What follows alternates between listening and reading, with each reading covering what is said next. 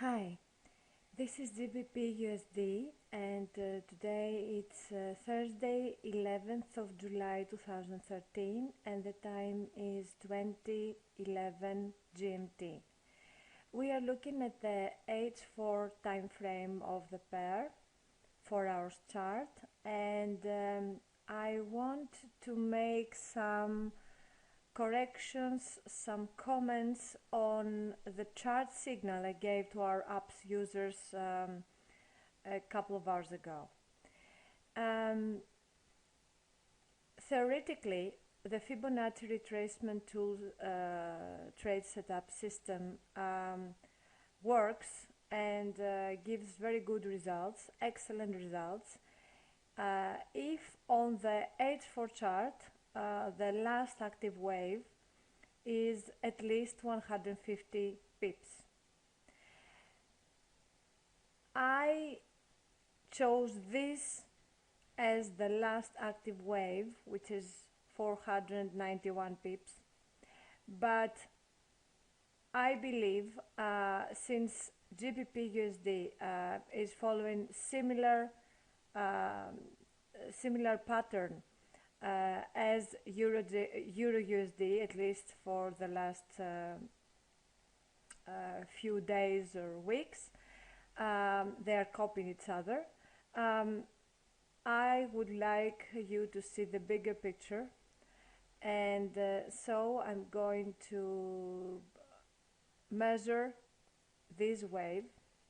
This is the latest big wave, and I will draw the Fibonacci retracement tool again, taking this wave as my wave of reference. So let me delete this Fibonacci .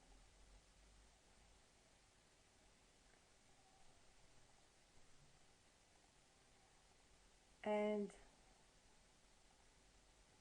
I'm going to use a horizontal line to measure the distance between the upper point of the wave and the lower point to see how many pips the length of this wave was. It's 157.52.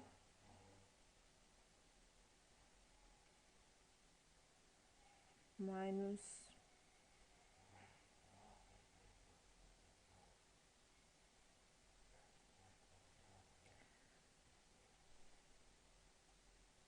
148.10.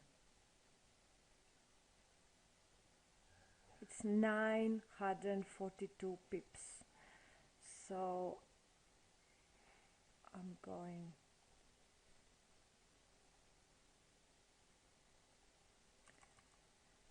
(942 pips)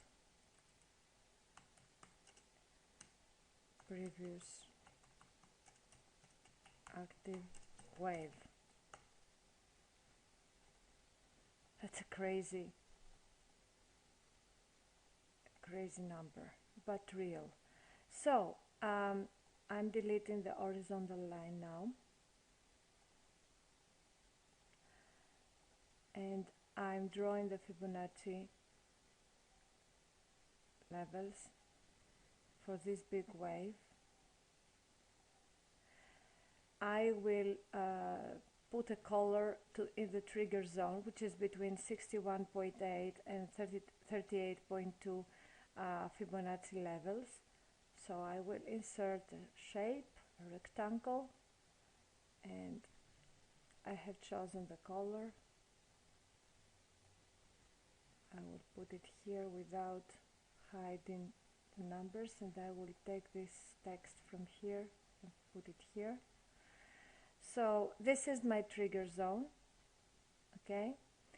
And the rules of this setup are the following. First, we want the previous active wave to be at least 150 pips. It's 942 pips. Crazy, but real. Second, we want the price action to enter the trigger zone here, and the trigger zone is between 61.8 and 38.2. It doesn't matter if you have 100 up or down. The zone remains the same, the ratios remain the same, so don't worry. And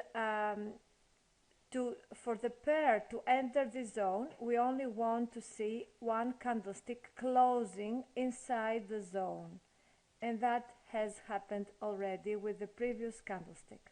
Okay, next, after we see one candlestick closing inside the zone, we watch the price and we want to see if it will go up or down.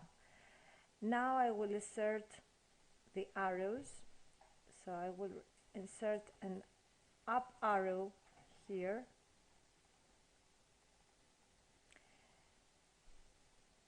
If the price goes above this level, above 75.0, we will enter long, we will buy if two conditions are met. We will discuss about them. And if the price goes down below this level, 23.6, I want to change the color of this arrow, so I go here, edit, and I will make it red. So if the price goes down and goes below 23.6, we will enter short, we will sell, but only if two conditions are met. So if the price goes above here, the one condition is that we need to see one whole candlestick, not just the closing part of it, all the body. Everything must be above 75.0 level, and we must see that the RSI of 14 periods on the daily chart is above 50, 50. It's above 50. If we have one whole candlestick closing above 75.0 and RSI on the daily chart is above 50, then we enter long, we buy, and we put our stop loss 100 pips below our entry. If the opposite happens, if price goes below 23.6 level, and we wait to see one whole candlestick closing below the 23.6 level, whole candlestick, not just a part of it, and we want to see on the daily chart of the pair, the RSI being below 50, below 50, okay? So if these conditions are met, we enter short, we sell, and we place our stop loss 100 pips above our entry. Now, suppose that we enter long and we have placed our stop 100 pips below our entry. How do we manage the trade? How do we trail our stop, and which is our take profit target? Our take profit target and the way we will trail our stop are dictated by the system itself.